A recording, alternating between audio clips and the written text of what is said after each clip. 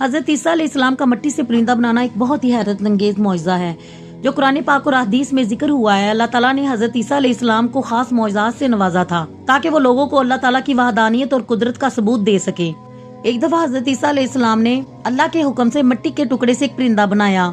وہ اس مٹی کو شکل دیتے اور پھر اس پر دم بھر دیتے تو اللہ کے حکم سے وہ پرندہ جان پا جاتا اور اڑنے لگتا۔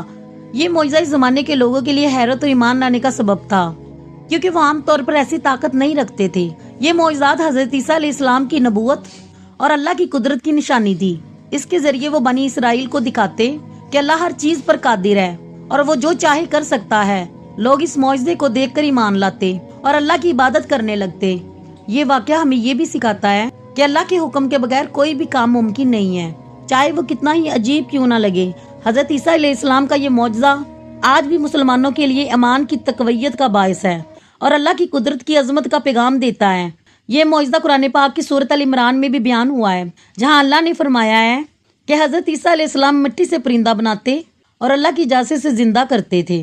یہ واقعہ آج بھی زبردست یاد دہانی ہے کہ اللہ کی قدرت بے مثال ہے۔